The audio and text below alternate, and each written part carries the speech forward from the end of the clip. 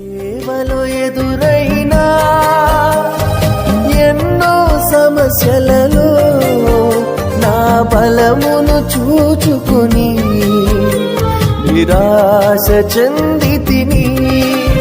నీ సేవలో ఎదురైనా ఎన్నో సమస్యలలో నా బలమును చూచుకొని నిరాశ చెందితిని.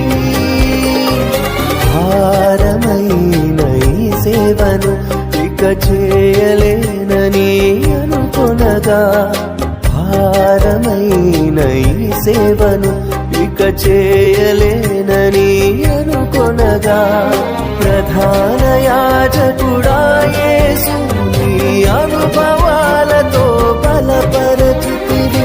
ప్రధాన యాజకుడా యేసు